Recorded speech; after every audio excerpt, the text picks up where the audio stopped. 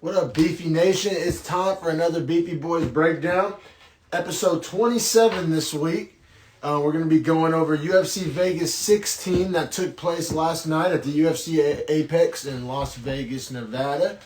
I'll get my Beefy boy, my Beefy brother joined up with me here very shortly. And yeah, how's everybody doing? You know, we're getting closer, to the holiday season. Getting a little cold outside, it's that time of the year. Let's get Harrison on here.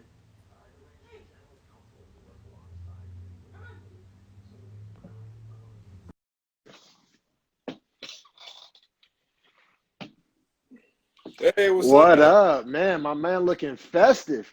You know what I'm saying? Got the sloth, got the Christmas sloth. Hell, you're looking like a big Christmas cookie, dog.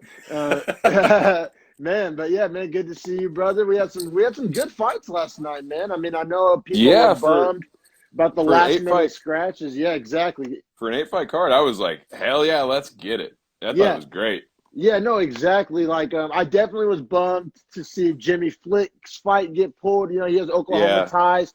I think he knows our friend Jay. I actually DM'd with him briefly one time, so I was looking forward to watching him fight, supporting Jimmy, and he's but fun to watch too. Like he's a pretty talented guy.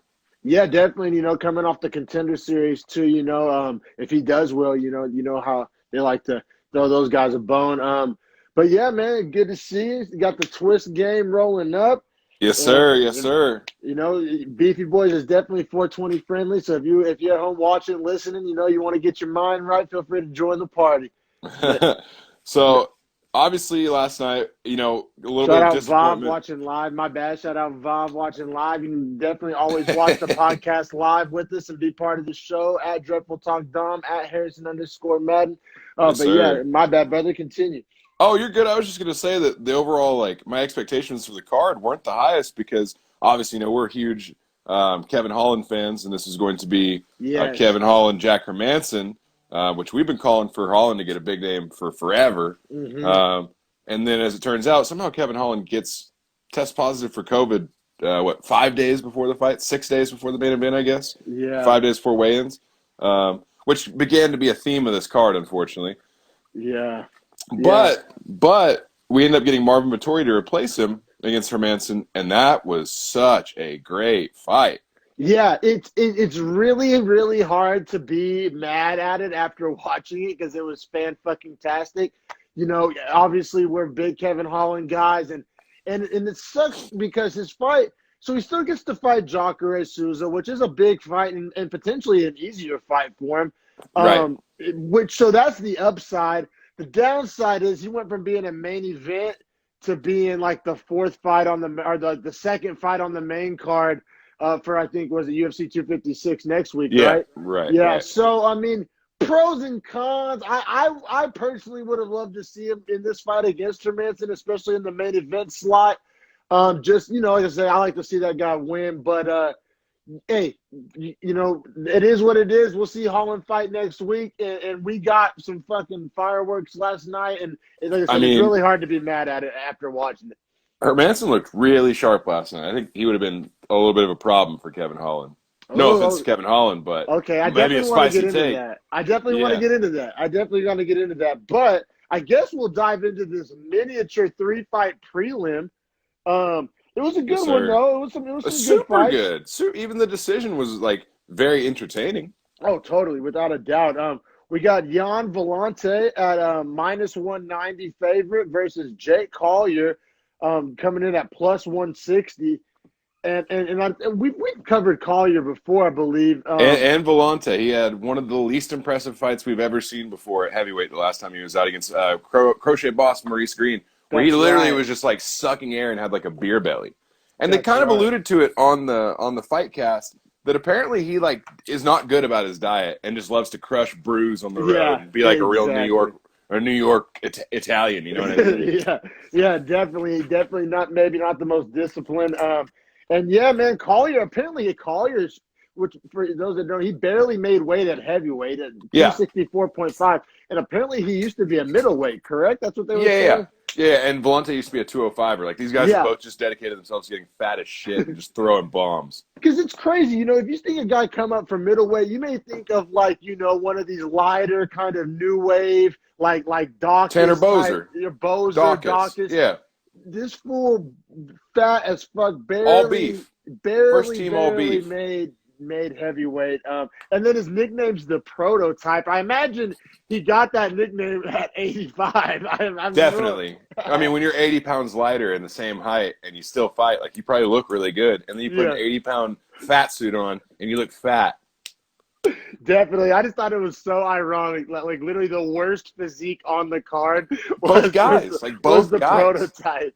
Like, for Volante to weigh 240 and look as bad as he did, that was bad too. Yeah, very true. Very true. He literally looked like straight out of the bleachers. Like, he looked like soft body. You know what I mean? Like, it wasn't even like he had like a big muscle definition. No, yeah, definitely not. But yeah, Volante weighed in at 243, albeit a god awful 243, and then Collier came in at 264.5.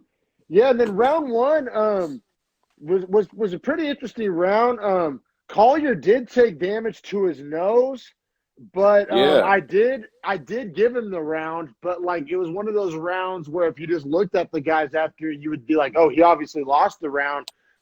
But just his volume and just watching the fight, I actually gave round one to Collier. Well, funny enough that you say that. My roommate came in. She had been at the bar or something like that, so she was a little tipsy, right, when she came home. And she walks in and she's like watching the third round of the fight.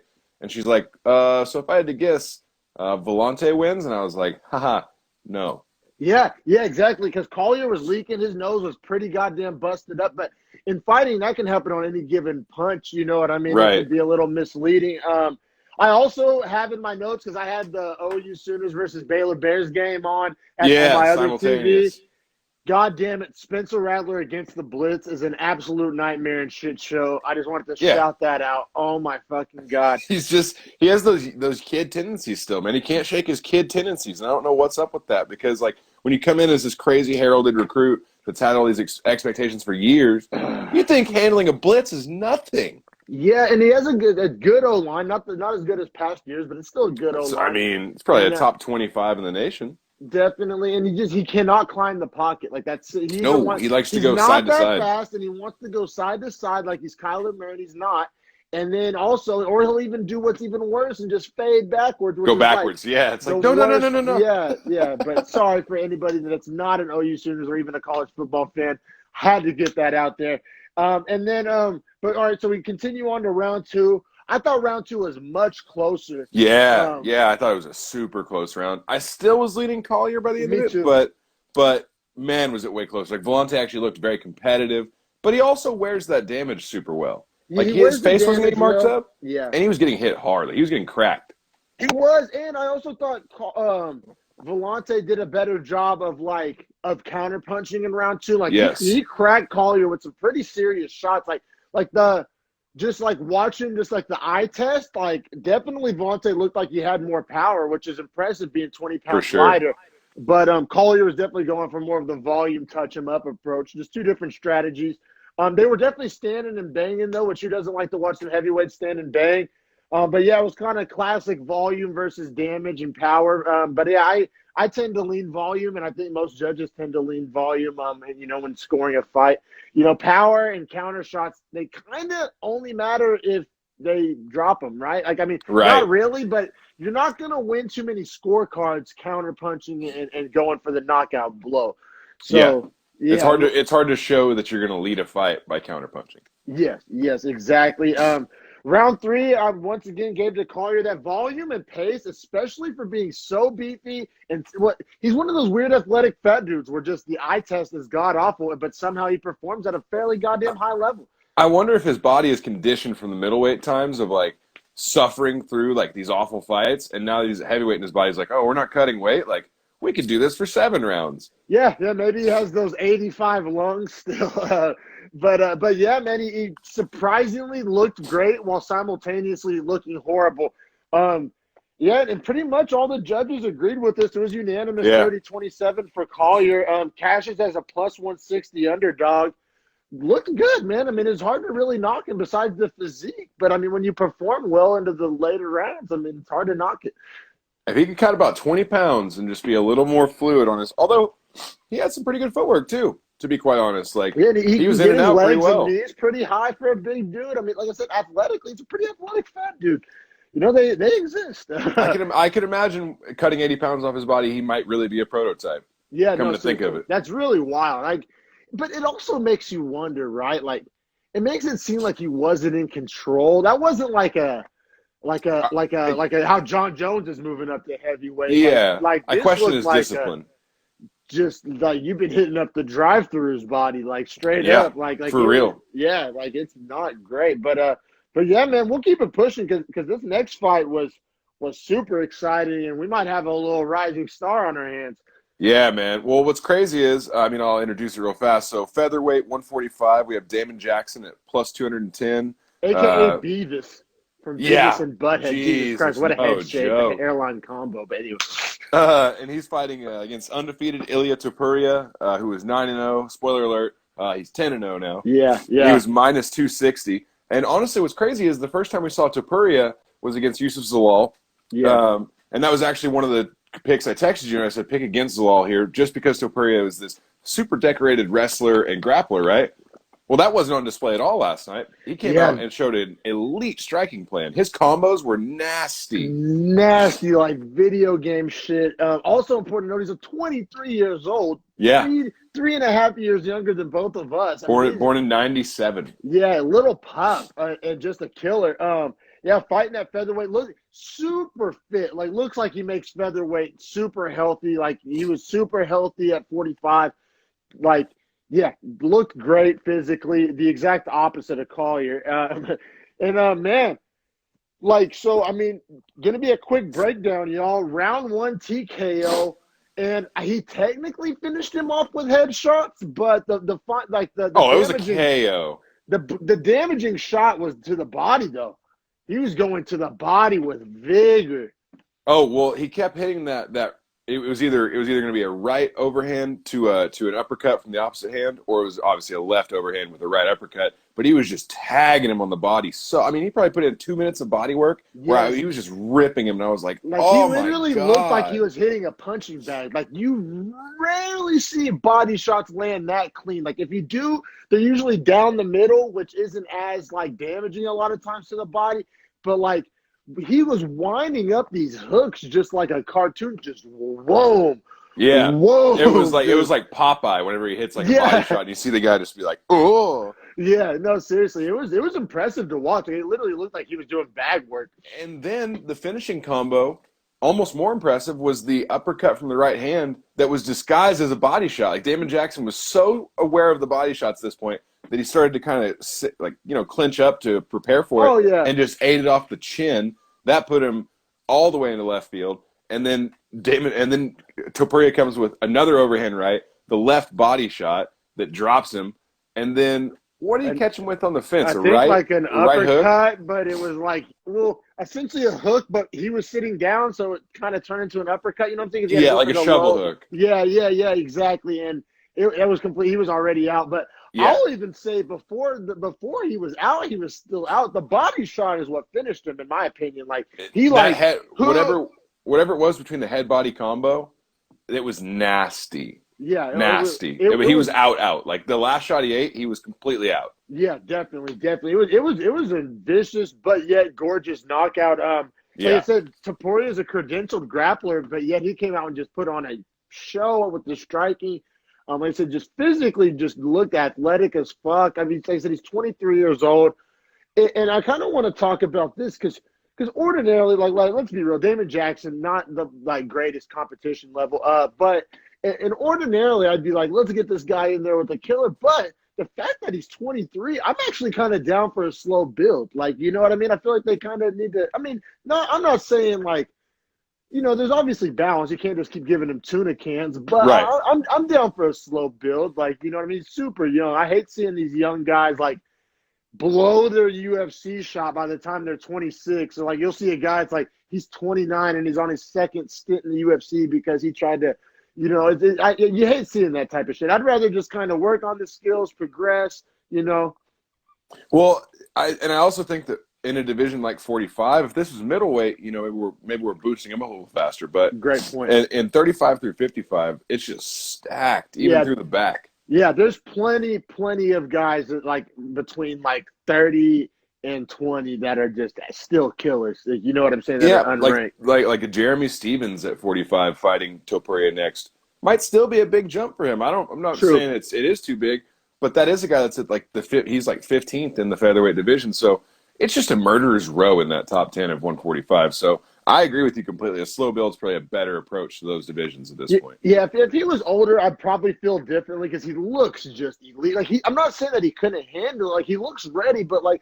But at 23, you got a big career in front of you. You know, you're at the front end, not the tail end. You're not Romero. He's literally half the age of Romero. That's wild. R.I.P. to Romero. Yeah, we'll address. We'll get more fighters. Yeah, we'll get to it.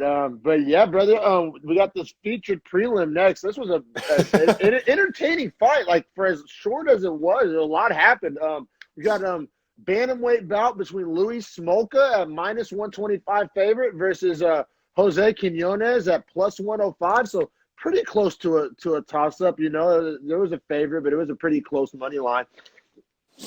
Oh, you know what? Right before we jump into this, there's one thing I wanted to note on the last fight. I just remembered. Oh, yeah, for sure, bro. Topuria, shout out to him for working on his English. He kept asking for a translator, but, bro, I don't think he honestly needed one. Like, he was killing it as far as his like when he was talking to Anik. Wasn't that awkward, though, when he kept asking for one and then it didn't come? Well, I think he wanted to say something more, like, elaborate. Yeah. But what the fuck, UFC? You don't have anyone that can speak his language? Like, I don't understand what the UFC was doing. It was awkward because he said there was like, give me a translator. And then Anik, I believe, he was like, oh, yeah, one's on the way.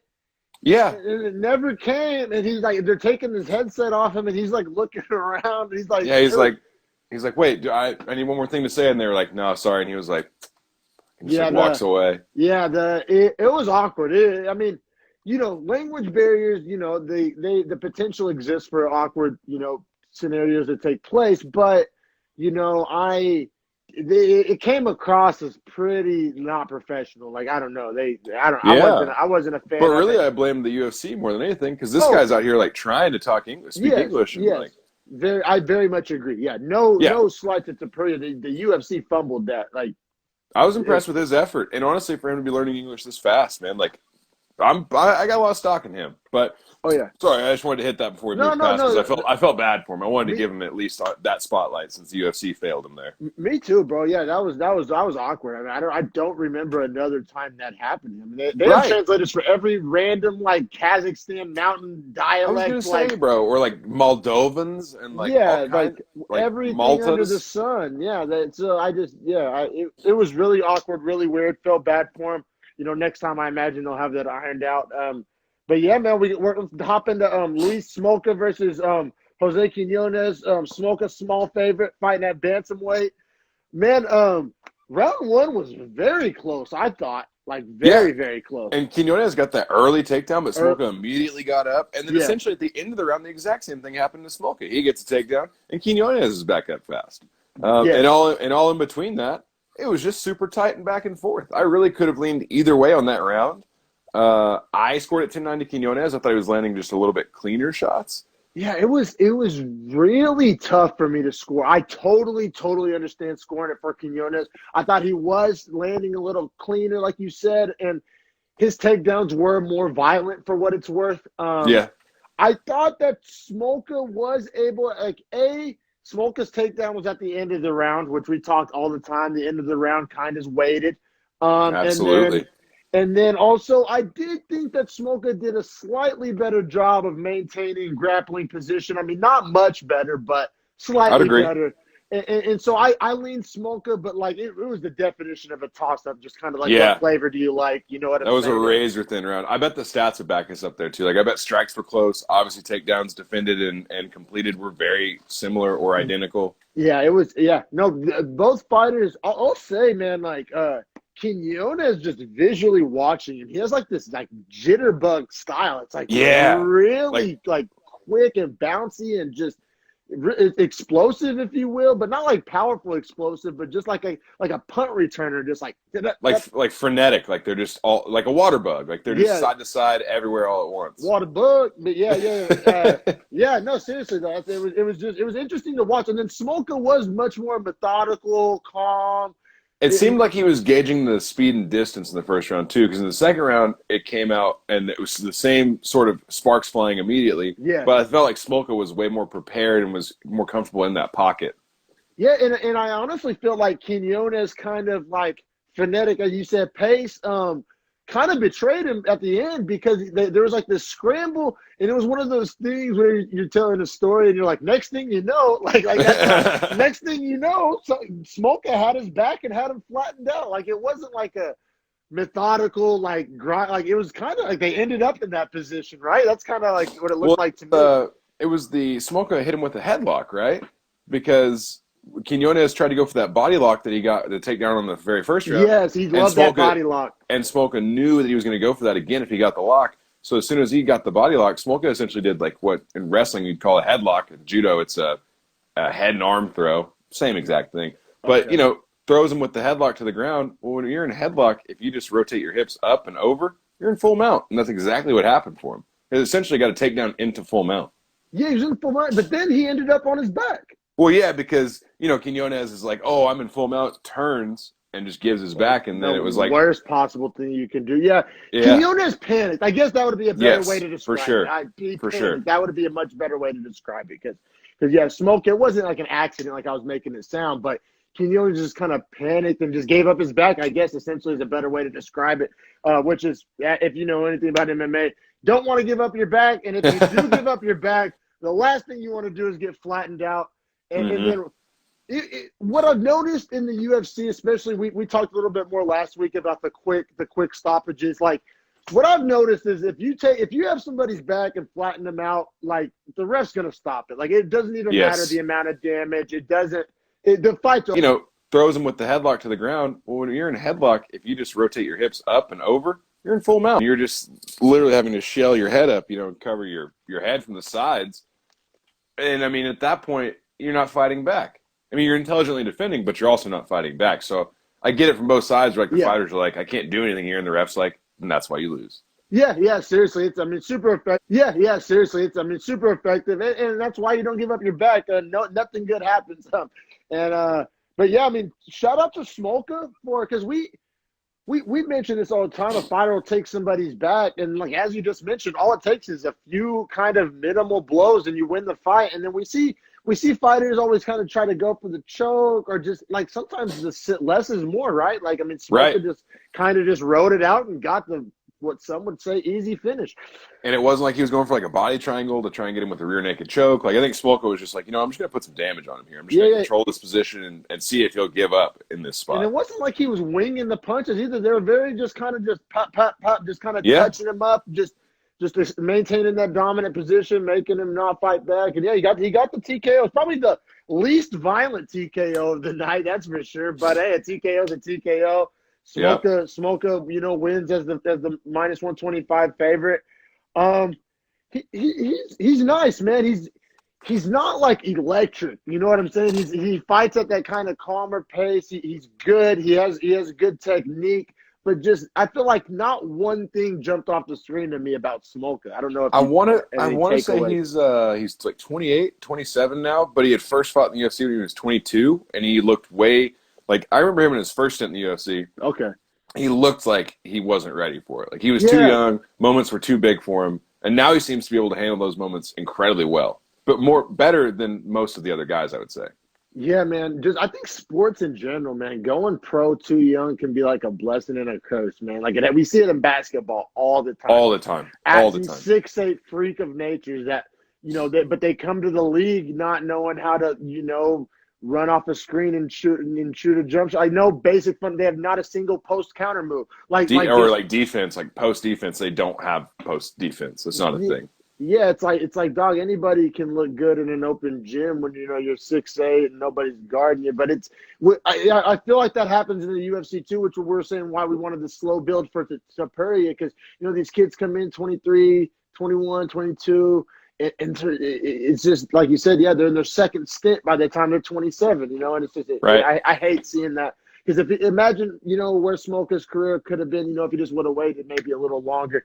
But I Yeah. mean, he's getting another shot. He made the most of it. He looked, like I said, he looked good, not great to me. You know what I'm saying? Like Yeah. he didn't be like, oh, watch out for this guy. Like I didn't get those vibes, but I also like he's a guy that like, you know, you better mind your P's and Q's or he'll beat you. Well, I mean, out of 8 fights, we had 5 finishes.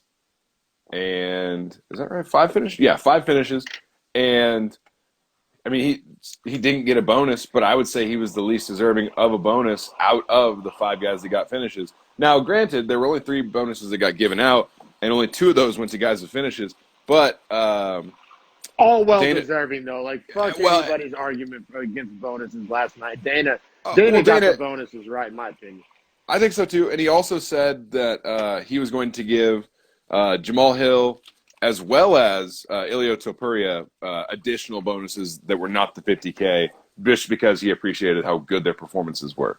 Yeah, which is real. When we've talked about this on the podcast before, the old Dana duffel bag. Yeah, that Dana bag, that's what you're fighting for. You're fighting for the Dana bag. Yeah, which is cool, though, because that is an incentive for you to, like, fight as hard as you possibly can, because even if you lose, you might somehow get award, like Fight of the Night, for instance, for Hermansson. Like, he's going to get 50K even though he lost. Yeah. Right? So I think it incentivizes a harder performance. And then on the flip side of that, if you're the winner and you win by a violent finish, you're way higher up in the qualification to maybe get that 50K. And if you don't get that, you might get 25 or 30. Yeah, man. Yeah, it's cool.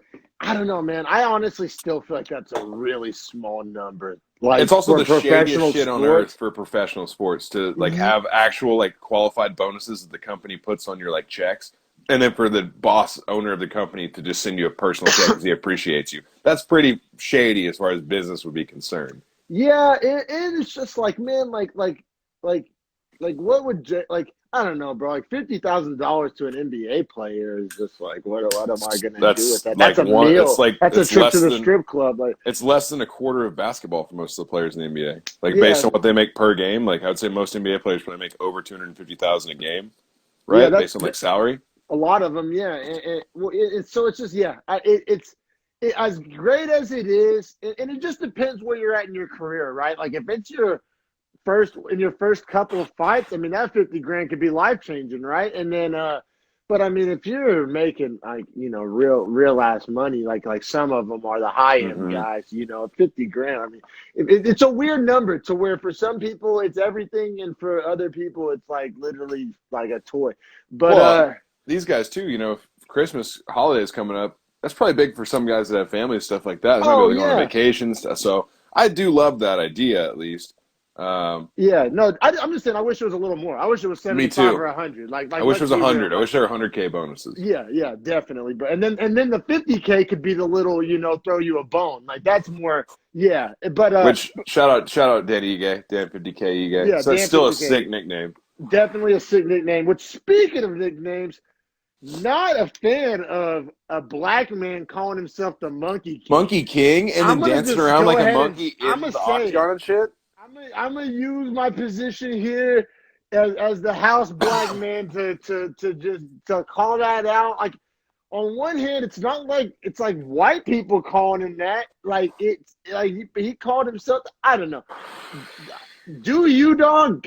Hell no, ain't no way in hell that's the route I'm taking. Or like if I had a son, I wouldn't. Hell no, like, I would not. Especially as like for like his parents think about their age, think about the world they grew up and lived in. Yeah, that's so disrespectful for him to call himself the Monkey King. Yeah, man. Unless he means it from a pure animal standpoint, as though like he loves primates. I think he does. He strikes me as a guy that just kind of like wouldn't even like look at it that way, but like he's a weird dude. Yeah, he's a weird guy for sure. And it's just like, man, as a black man though, you just got to be like that feels demeaning. Of that shit. Yeah, I don't know, man. Like that feels culturally demeaning. You know what I mean? And you know, there's just some racist asshole at home like, oh, haha, that's what I would have fucking called him too. Like, you know, you just like why provide the pleasure? I don't know. Like what if Vettori called himself the WAP King? You know, like that's not good. Nowadays, it has a people just different think he's meaning. talking about Cardi B, but Right. But like you, I think you know what I Darren mean. Till's the WAP king now.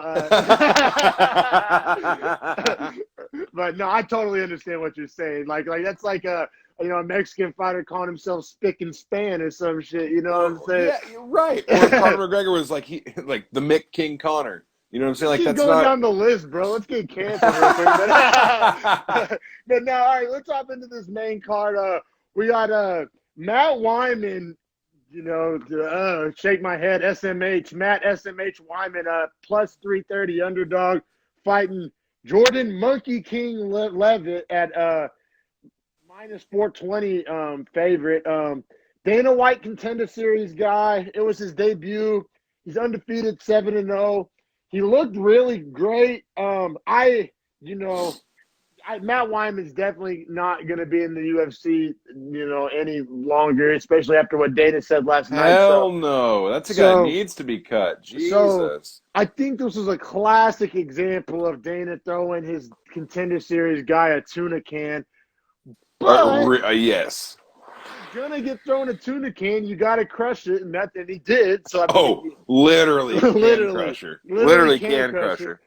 And so you can only fight the guys they put in front of you, but I think it's easy to say that the old Dana White Contender Series conspiracy theory strikes again. Like, it's gotten to the point now where I make in my notes every guy that's a Contender Series guy, because you have to. It matters. Like, it affects the conversation so drastically that you're not like doing it justice without like painting the whole picture. It even affects the way their fights get called by the commentators. If you think about like Felder, like actually like slipping and saying shit about it. Yeah, like it really affects it. It's like this, like it's like helicopter presence just hovering over the event. I feel you. I'm not a fan of, like, it's one of those things where I understand what he's trying to do, but I'm also not a fan of it, because if the UFC can provide their own pipeline, like that's best case scenario. They don't have to promote these other promotions. You know what I'm saying? Right. Which I think the UFC owns LFA at this point. But imagine if they didn't have to jump through those hoops. Like, imagine if they – like I said, I understand the big picture of what they're trying to accomplish. Like, this is about 20 years from now, not about right now, in my opinion. That's like exactly what it is. It's exactly what it is. But it's like developing a college football league. Yes, but in the micro, like in the short term, it does just kind of like leave a little taste in your mouth, just like a little, like it's obvious what's happening here. Like, I don't know. Well, that's what I don't like about it, is that it's like they're giving them breaks when in reality they should make it almost more difficult for those guys to succeed. Like, they should give them killers. Like, I don't even I disagree with that. I just think they need to do a better job of like being sneaky. Like I'm always like, when I talk to my little homies, I don't tell them to fucking be choir boys, and I tell them to be fucking smooth, be slick. You know what I'm saying? Don't get caught. And like I think they need to do a better job of hiding it. Like I don't know, leagues do that. Like they're not the first people to kind of try to pull some slick shit, but I just feel like you got to be more slick. They're being way too obvious about it. But yeah, so they're being like they're literally it's like past obvious at this point. It's like intentional. You know what I mean? Exactly. They just need to kind of pump the brakes, maybe be a little more sneaky about it. But like I said, I'm down for the long haul, like pipeline.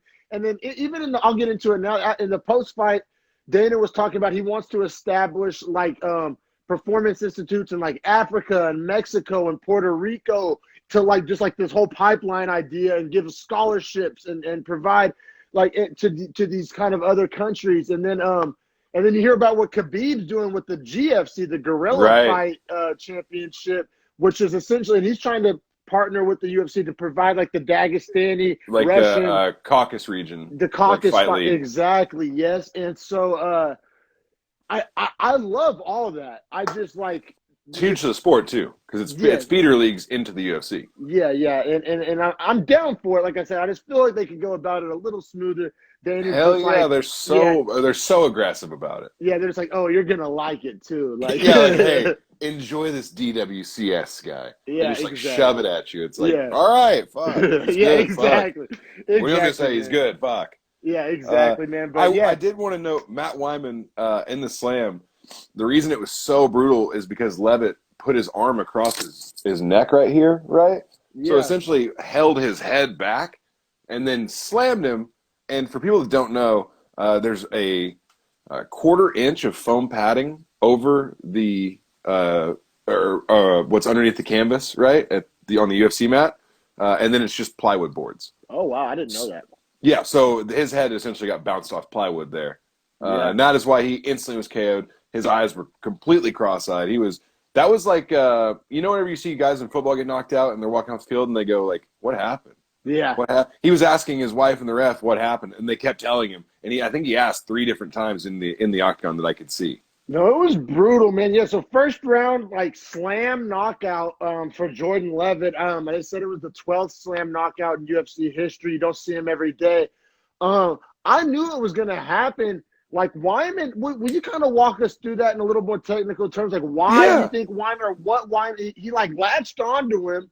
I was really confused, right? So Jordan Levitt locks up, gets both underhooks, gets a body lock, gets it really tight, sucks Wyman up to him, so they're chest to chest, like as tight as they can be. Yes, and Levitt is the slightly taller man, but for some reason Wyman decided, I guess he thought that Levitt was just going to go into guard on the ground. Yeah, which was an odd decision from I don't know why he thought that. So he essentially goes up to like put his legs over the hips to make sure that like Levitt can't pass his guard in the takedown, right, in one move. That way he's essentially already in guard even when he goes down. Well, Levitt, right before he goes to slam him, gets him all the way to his corner. Now, here's the weird part. When Levitt's walking, he's in a squat. Wyman could have dropped his legs and actually got his legs on the ground and tried to get out of that lock. Yeah, no, like, he was like comfortable to be carried. Favor. Yes, he actually like latched on, right? Like, yeah, right. Like he locked up his hands and like essentially, it's like carrying dead weight versus carrying like someone that wants to be carried. Like whenever they kind of help you carry them, that's way easier than carrying someone that's like passed out. No, that's very true. And as you said, it was cool too, because it wasn't like some freak accident. Like some slam KOs are freak accidents. Like it was broke the lock, intentional. slid the arm up, and just bam. Yeah, and he, like you said, he put his forearm like on his like jaw/neck as he slammed him, so that like there couldn't like be any bounce back. It was like or he couldn't hold his head up to not hit it. He had to hit his head. It was dope. I mean, I'll say this. I mean, I feel like Wyman handed that to him though. Like, you know what I'm saying? Like, right. Like piss poor strategy by Wyman, especially by a veteran. He's old. He's washed. The only thing he really, in theory, should be bringing into the octagon at this point is fight IQ, right? I mean, right. It's not like he's smart, bringing a young, spry body. Like savvy vet techniques. Like we see that in the NBA. We see that in the NFL. Yeah. And they talk about shit like that where there's like veterans that have figured out like small technique things in the NFL that just essentially always work or like keep them at that level. But I mean, if you're going to be old, washed, and fucking fight stupid, I mean, you get cut. You get cut. Yeah, he's definitely going to get cut. Definitely. Like I said, Dana mentioned they're going to be like up to 60 cuts. Like, when people are asking about Romero and Silva, there's 60 more coming. Impossible that Wyman's not one of the 60. He's Matt by man. Yeah, deuces. And I mean, Levitt, it's one of those things, man. He looked good, but how excited can you get over the level of competition? I mean, especially in the killer lightweight division, I don't know, man. I think if he gets in there against a real savage, he's gonna die because he said some shit. I agree. He said he was sad that he hurt him. Yeah, he was like, I'm glad I got the win, but I'm sad I had to hurt somebody. And then, like, he just, like, doesn't feel good. Yeah. And I was like, I was just confused, right? Because you're a professional fighter. Martial artist, right? But there has to be that, like, little sliver of murderer psycho in you. Like, like even guys that are all about the respect for, like, that split second, like, there's that little bit in them that's just, like, ain't right. Something ain't right. You know what I'm saying? You got to have that switch. You got to have that switch. You got to, man. And, like, I don't know. I think he crosses the line from being, like, respectful to soft. And I know, people are like, oh, well, he beat your ass. Like, I'm sure he would, but, like. Yeah, sure. But because he knows physical techniques. But I'm talking about, like, what's in here.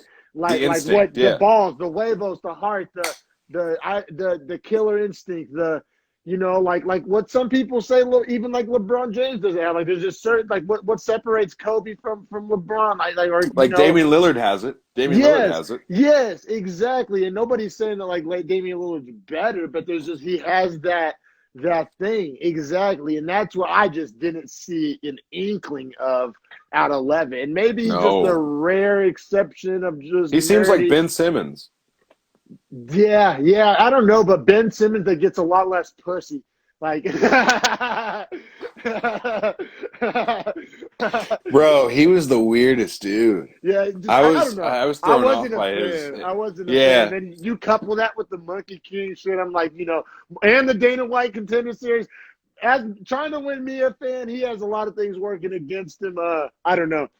Dude, I'm calling him Jordan Leave It because I'm leaving him alone. Yeah, we'll keep it pushing, man. And the next fight, I'm interested to hear your analysis of this fight. We got I Roman loved Dolidze. this next fight. Oh, Okay. I loved and hated it. Certain Yeah, things, which is why I loved it. That's what I'm saying. I know there's going to be some interesting talking points here. Roman Dolidze, really badass, 7-0 undefeated prospect coming into this. He was minus 210 favorite. Fighting John Allen, a Brazilian. And he was after the shoot box, right? Like, so it was an old school dude, right? Yep. And plus 175 underdog. And just this fight. And this is the setting I'm going to paint. Let me know if you disagree. I thought it was kind of the story of this fight was more about the men's like attitudes and body language than it was about like technique or X's and O's. It was this bizarre dynamic in there. Super weird how Dolidze was like the most confident, cocky douchebag the first 1 and 2 rounds. First 2 rounds. And then the third round, he starts getting tired and Allen starts putting it on a little bit more. Yeah, I man. really enjoyed it, and if that was a 5-round fight, Dolidze does not win that fight. I know, and it kind of like I don't know. We'll get into it, but because going into this, I was like, oh yeah, Dolidze is this young killer coming up. It kind of made me like pump the brakes. Like I don't know how serious he's taking this. Like, does he have the right mentality? Like I don't know. Maybe definitely some question marks on Dolidze, even though he has an unblemished record. But they're fighting at light heavyweight, so some. And Dolidze is a huge light heavyweight. He's a thick boy. He's a thick boy. He's a thick boy. He looks like he cuts quite a bit to make it. And then John Allen was kind of the opposite. Like he looked like that's closer to his like walk around weight. He wasn't that tall, not even that buff, just kind of like athletic fighter body. Dolidze is pretty physically imposing, to be quite honest. He's huge. He's tall, strong, the fucking thick ass beard. He looks like a fucking a Spartan in there. Right. Yeah. Like legit. Yeah. And man, but I thought round one was the closest round for sure. Both men almost secured submissions. Both men at certain points of the round had deep submissions in, and both had moments on the feet too. For us watching live, I thought that Dolidze dropped Allen in the first. Oh yeah, but that was a headbutt, right? And I was gonna use that as my tiebreaker to give it to Dolidze. Like well, he got but then exactly headbutts, aka slash, clash of heads. And but in real time you couldn't really tell, so it's hard. Yeah, it was hard. It looked like he just like hit him with a little pop uppercut. Yeah, and so it's really hard to give him credit for that. I mean, take the headbutt out of it. And I mean, it's a really close toss-up round, in my opinion. I didn't pick a winner. What did you?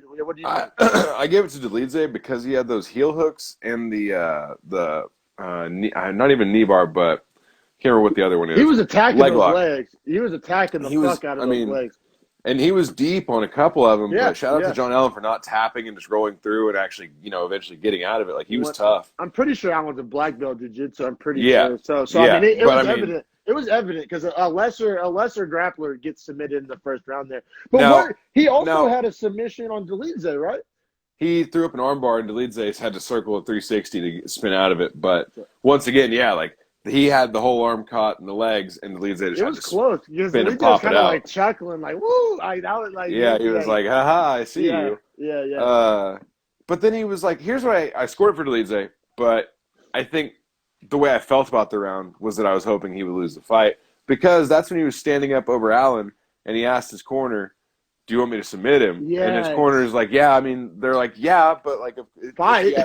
Yeah, and also if he'd asked him to KO him, they'd be like, yeah, like do whatever the fuck you can to win. Yeah, good point. But then he just like dives into the heel hook and all that shit, and I was like, okay, even though you almost got it, like you're an arrogant asshole for doing it that way.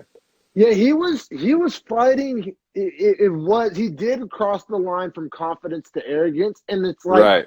But see, I don't mind that from like insane world class guys like Like Israel Conor. Adesanya, Connor, John Jones. I mean, we're talking elite of elite.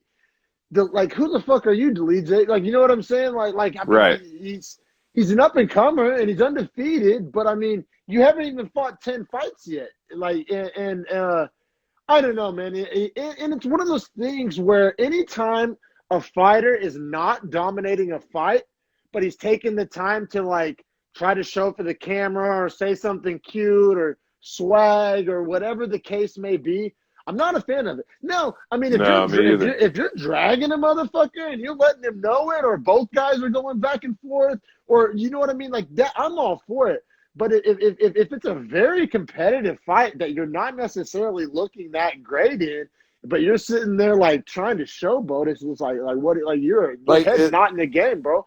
Like Kevin Hall and Darren Stewart would be a good example of like when it was very acceptable for me. Like they were talking hella shit.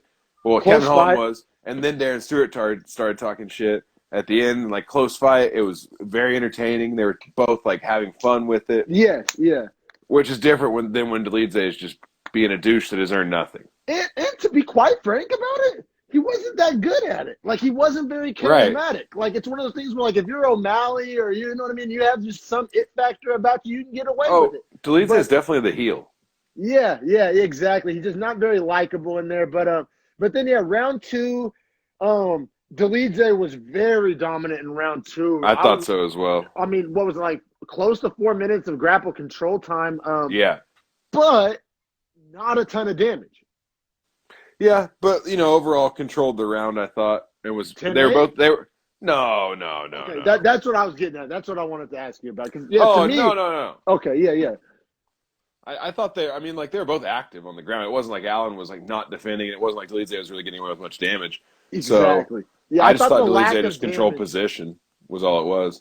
But what I'm getting at is, since Delidze wants to like showboat and big dick and fucking front run, that was the perfect, like, if you're so goddamn elite and badass, like, how did you have top control for 4 minutes and he comes out of it unscathed? Like, he was like afraid to throw elbows and shit on the ground. It was weird because there were plenty of times where he could have came over the top. Yeah, I felt like with I was an elbow. waiting for it, and it Me just too. did not. It never came, and so I thought that he did not deserve a 10-8 just for the lack of damage caused. But I know some asshole out there wanted to give him a 10-8, but and then round three. Delidze, he had to take down the grapple control once again. Not a ton of damage, like not super impressive, but I did give him the round just because of grapple control time.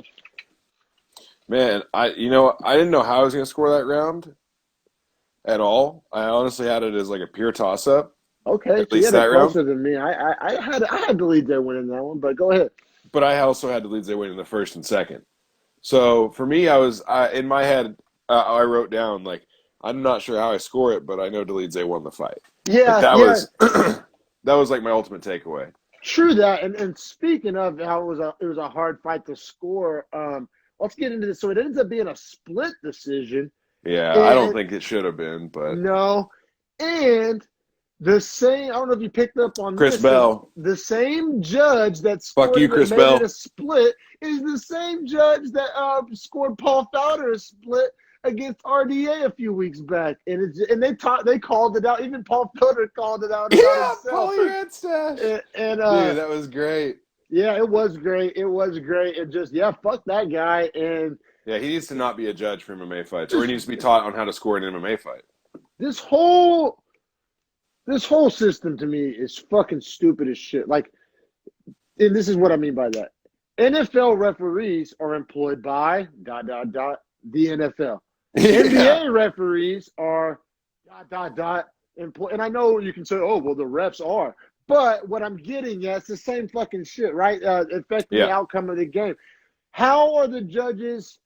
And I guess the argument is, I'm just thinking this out loud. Sorry, everybody. But I guess the argument is that if the judges were on the UFC's payroll, then people would accuse it of being like Rigged WWE rigged scoring. Okay, I understand that argument. I don't want to, but I get it. I honestly, maybe I'm just giving the UFC more credit than it deserves. I just don't think they would do that to themselves. I don't think they would turn themselves into a fake like I don't know. I don't think that they would like ruin the integrity like that. Maybe I'm wrong.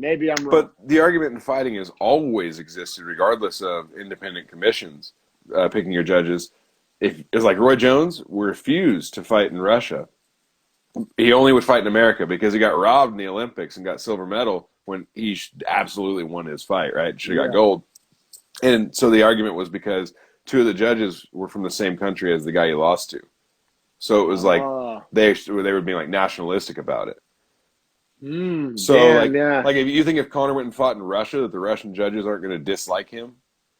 Yeah, man, it just seems like there has to be a better way. Like I get it, but it's a joke. Like how about this? How about fire that guy and we'll just start there? You know what I'm saying? Maybe just fucking Dana White, Mick Maynard, and Sean Shelby score the fights. They're the matchmakers. They're the two matchmakers / Dana White. Like make them be the fucking judges.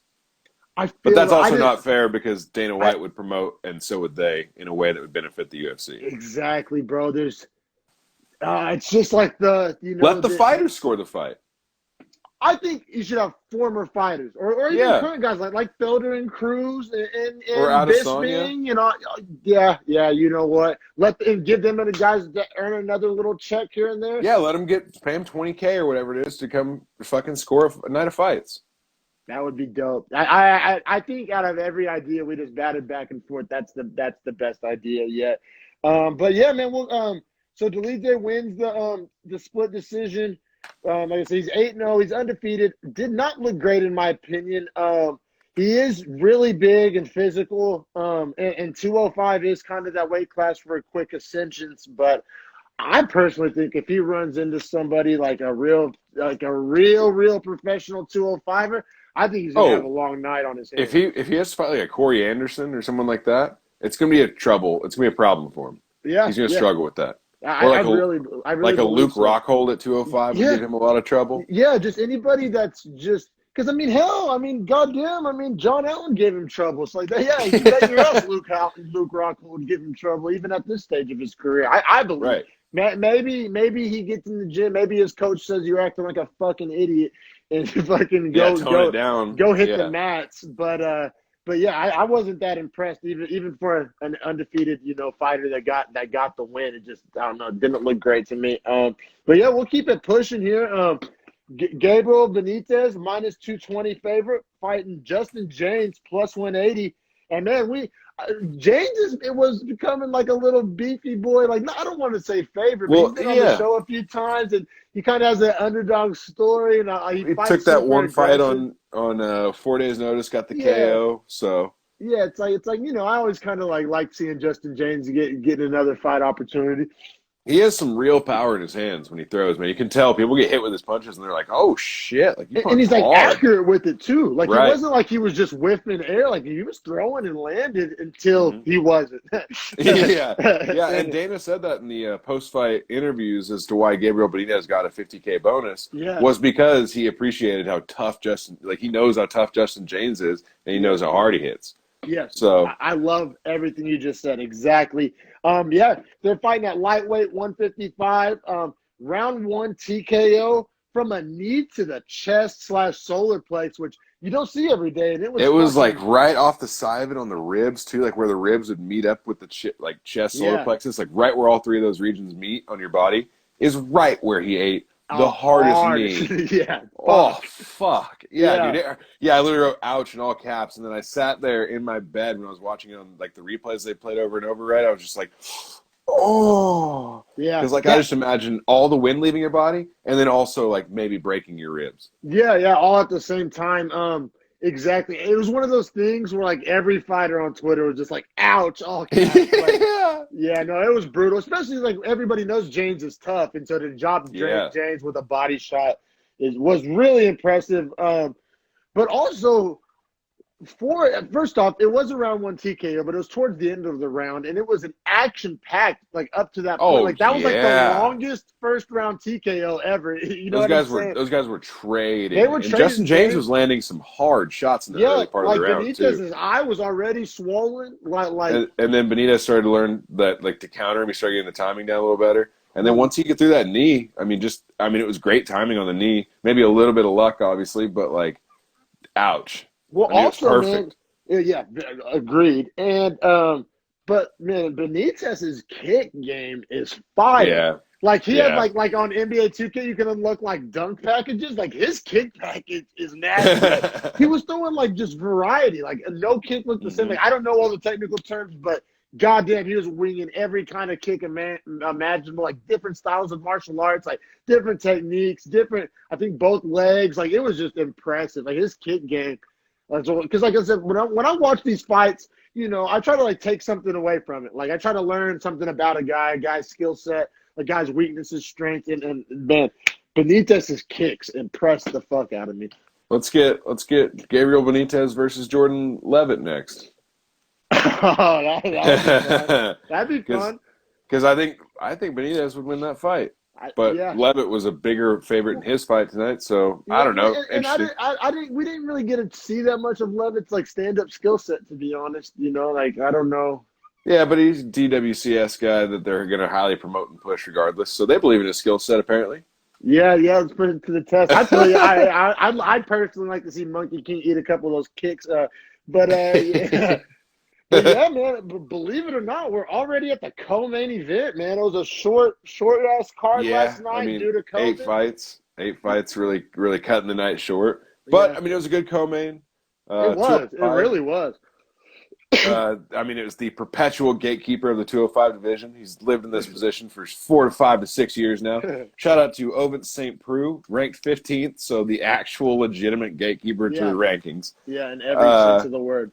He was plus 160 against Jamal Hill, who was minus 190. And another Jamal Hill, series guy. Contender Series guy. But I like him. Yeah, I feel like too. he's super legit. Yeah, he's legit. I'm Sometimes glad. you see the skill set and you can just see it, right? Yeah, well, it's just like we know when we're getting smoke blown up our ass. Like, you know what I'm saying? Like, I at least like, you know what I'm saying? I have like kind of a bullshit meter. Like, this guy's the real deal. Like, he's not. Like, there's not really. Like, I don't need the Contender Series to show me this guy's the real fucking deal. But it's cool. Like, this is one of those things. If he goes on to be a big success story, this will kind of validate or it credential that a little bit more. Right. Yeah. And he got paid as fuck from this fight because Ovin St. Preux missed weight by 1.5 pounds. Yeah. The limit's 206, right, in a non-championship fight. Oh, that's right. That's right. So he misses it by 1.5, which is super close. And at 205, like that's almost nothing. Like that made no difference on the way they fought each other for sure. Yeah. But what's weird is his coach told him to stop cutting. Yeah, it's that's just exactly super crazy. Like, hey, bro, 1.5 pounds when I get to 205, like you can do that. I promise you can do that. I don't know, bro. I honestly had a different takeaway from that. I kind of looked at it from the other side of the coin as if your coach is telling you to stop, like you probably should, like you know what I'm saying? Because I agree. And he is getting older, so maybe that weight cut's just harder for him physically, and he was just not handling it well. Yeah, and it's like also though, just like think about it. Like we've all had coaches. Anybody out there that played a sport has had coaches. I mean, it's a different relationship than a fight coach, but we've all had coaches, and like the coaches are gonna tell you exactly what you said. Push through. Like you can do it. Like I've never had a once coach tell me to just chill. It's straight. Yeah. And so it's straight. We just won't get the reps in today. It's like, well, what? Yeah, exactly. So that's what I'm saying. If a fight coach is telling you to stop, like maybe that was the right move. I don't know, but I don't know. Only they know. But yeah. Round one was very close. I thought, obviously the closest of the fight, but I thought that Hill's body punching strategy was really paying dividends, being really effective, landing super clean. But he wasn't like Topuria. We were talking about earlier, and we were covering the Topuria fight, how he was winging the body hooks like he was hitting a heavy bag. And let me see here. Hill was the exact opposite. It was like these super rangy straights, but they were just landing like right in the middle of the gut. And they were really effective at keeping the distance and beat scoring points, but they were like landing like they weren't feeling good. You could tell like St. Preux was feeling those. So it was and they just definitely effective on helped. three fronts. They definitely helped him find his distance for St. Preux's head after that too, because you kind of got a feeling for where the body was and knew to strike just a little past that to get to the face. So Yeah, it was really effective. And I just also want to note that like that's a strategy typically, used by like veterans or like shorter fighters or like, but when you have a young stud athlete, rangy, but still is like using those kind of like fundamental strategies, I mean, you gotta love that. I do it. yeah, oh hell yeah, I do. And I'm honestly like his stock for me last night went way up. And I mean, you saw John Jones and guys like that talking about it, but in the second round, I scored the first for Hill. Did you as well? Definitely. And I don't know if we skipped it, but Hill was a minus 190, OSP plus 160, and they are fighting at light heavyweight. And yes, I did give round one to Hill. Yeah, mainly those super effective body punches impressed the fuck out of me. What's weird is I thought in the start of the second round, OSP came out and had some really nice body kicks he was landing, was throwing some nice just jabs out there to kind of keep his distance for the kicks. Most of the fight, OSP was doing really effective with the leg kicks as well. Like Hill's leg was not feeling great. Like he was kind of not limping, but he was feeling them leg kicks for sure. That because we mentioned how close the first round was, and then we just like only talked about what Hill did good. In the first round, OSP was really hurting him with those leg kicks. He really was, and the striking numbers were really close in the first round. It's just most of OSP strikes were to the legs, and most of Hill's strikes were to the body, and that just kind of looks a little better on the eye test. Absolutely. So, absolutely, but right. yeah, take away round two, brother. Oh, well, I was just going to say that OSP was still throwing some of those big kicks in the second round. But then Hill started landing some big shots. Like he had found that range for OSP's face and started tagging him with some headshots. And OSP's tough as fuck, man. Like he ate a bunch of hard shots and never got dropped. But eventually for about a minute straight, Jamal Hill was just unleashing that flurry of punches on him along the fence. Yeah, it was one of those things. The first time Hill found that chin, I was like, yep, this is a wrap. Because you just saw the head pop back. You saw him kind of walk back towards the fence and just like, I mean, you could just see it was a real problem. And now let me ask you this. I don't know. Maybe I'm just too hung up on this lately. Round two TKO for anybody and didn't watch it, but did you think it was stopped early? Like I don't know. No. I thought OSP was getting the shit beat out of him for a solid minute straight. What's wrong with me, dog? I'm just turning psycho. Just like the longer I'm in quarantine, I'm just like bloodlust. But you just want to see him go fully out. I don't know, man. I don't know. I made the mistake of watching some older fights. It'll just completely recalibrate. It's like dude, I don't know. It's like watching like a Brian Dawkins highlight. And you're like, wait, that was football in my lifetime. You could do that? Yeah, and I feel you. It's just and then like go watch like a Brian Dawkins highlight and then turn on like a Big 12 game and then you're gonna be like, is this the same sport? Yeah, no. And so I don't know. I think that's what's going on with me, thinking every stoppage is early. But I mean, I don't want to see Open St. Preux get like hurt. He's a veteran. Respected UFC guy. I thought he was in like.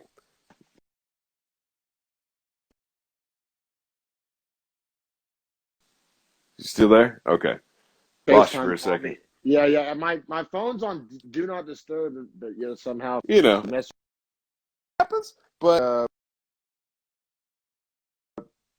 I'm sorry, everybody. I have my phone on Do Not Disturb. Facebook Messenger calls still come through.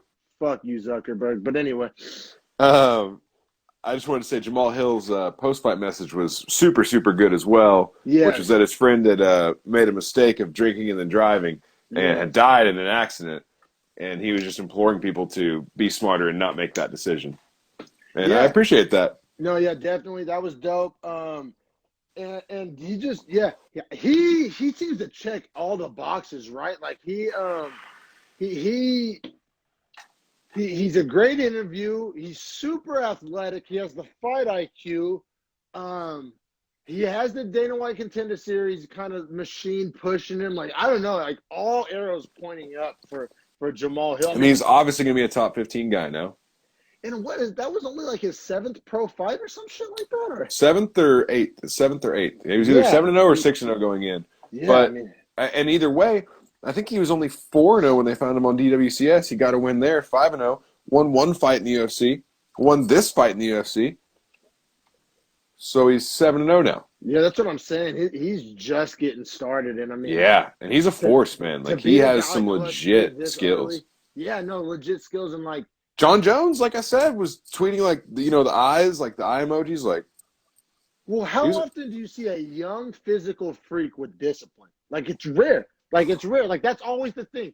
He's a young physical athletic stud, but he's kind of undisciplined, or he's a wild man off the octagon, or he has baggage or this or that. Like it's rare that you see just all those boxes checked. Like young stud athlete, great interview, good message. Just legit fundamental fight skills on top of the athleticism, the natural range, just all of that. You know what I'm saying? Just Yeah, I don't know. It was a fun co-main, and like his stock went so far through the roof. I think. Definitely. And then it's time for the main event. What a main event! I saw someone comment on the YouTube. They always put the post-fight press conference up on YouTube, after it's done. And the top comment was, "I always love hearing Dana say the fight of the night was the main event." And I'll be honest, that sums up how I feel about a card almost always. If the main event is our fight of the night, I almost always feel good about that card. Yeah, I mean, obviously it leaves you with a good taste in your mouth, and I mean that's what it's billed as, right? I mean, it has the most pressure to be the best fight. Like it's UFC Fight Night, Hermansson versus Vettori. You know what I mean? Totally, yeah, man. So yeah, I mean, we talked about it at the start of the podcast, but this was like a last-minute replacement. This was supposed to be Kevin Holland versus Jack Hermansson, and but Holland had the positive COVID test. Marvin Vettori, who it wasn't as like necessarily last minute as it kind of seems. Vettori was supposed to fight next week. He fights this week instead, 1 week sooner. So he had already gone through a camp. He was in shape, like on schedule for the weight cut and all that. So it wasn't like a true last minute step. Was he scheduled to fight Souza? Yeah, they did a swap. So they just an opponent swap. Yep, okay. Yep. Which I think either way, Souza's getting destroyed by both of those guys. Maybe honestly, and I think they had it fucked up to begin with. I don't think Holland needed Hermansson like 4 versus like what's Holland like 14, 15? Yeah, I think he maybe just got ranked recently. Yeah, right. So it's like that doesn't really make sense. But Souza and him does make more sense than Vettori and Hermansson because I mean I know Vittori's 12. I think he's a lot better than 12, and we'll get into it obviously in this breakdown. Obviously, everybody else did too. Like it was just one of those things that he. Yeah, Vegas had him as the favorite at minus 135. Yeah, and it got up to minus 140, or is that down? Up to as the favorite.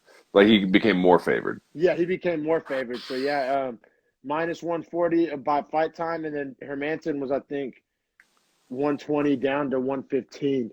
Yeah, so, plus 115. Not a ton of movement, but still people. This fight was getting action, that's for sure. And then I understand why. Like before this fight, there really was an argument for both guys. You know what I'm saying? Think about this, man. Vettori has a split decision loss to Adesanya. Yeah, Dana always repeatedly says that that's the best person to fight Adesanya. And I agree.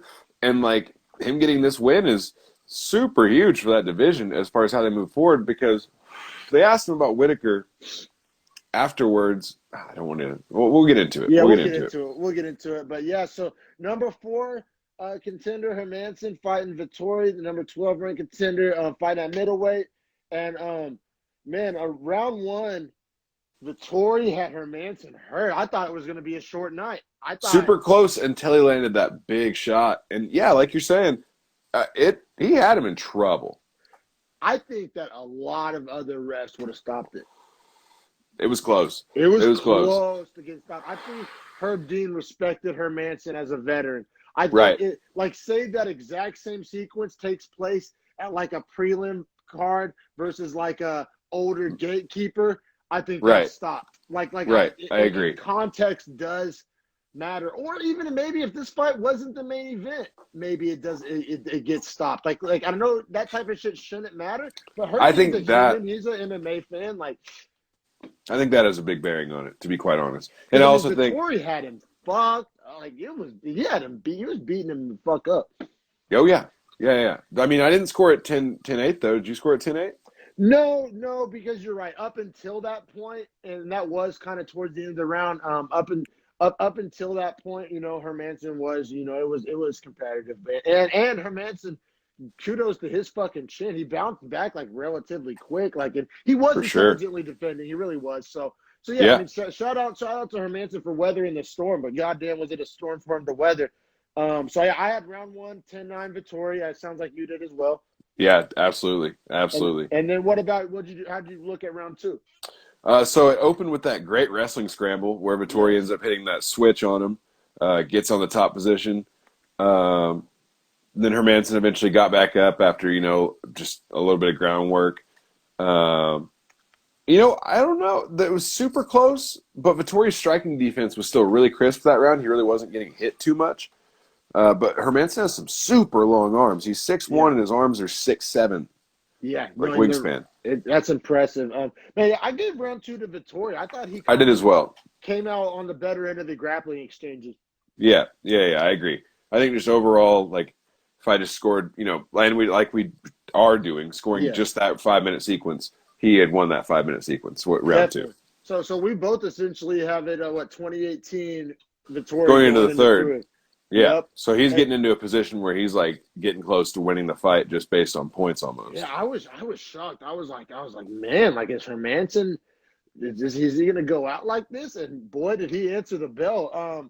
Yeah, no joke. Say, though, in round three, though, Vittori's takedown defense was like really like amazing, especially against the guy the caliber of Hermansson. Like it was like, as they say, trying to take down a coffee table. Like he wasn't going down off the takedown.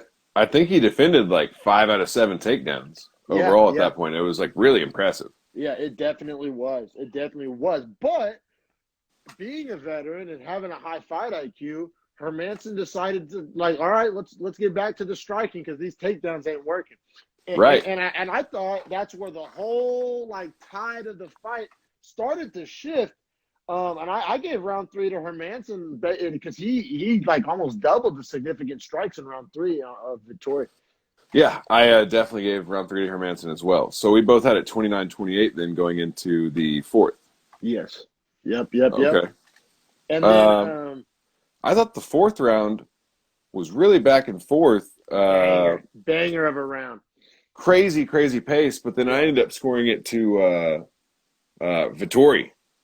Did you score it that way as well? No, man. I scored it to Hermansson. Hermansson's right hand, like it really all night, but especially third round on, the right hand was money all fucking night. I thought he was just feeding Vettori those rights in the play. I mean, Vettori was obviously landing too. It was a banger. They were trading. It was amazing to watch. It was like an action movie. But I just thought that Hermansson's right hand was just super effective in round four. Yeah, I mean, I could see that. I scored it for Vettori, so I had him up 48, 40.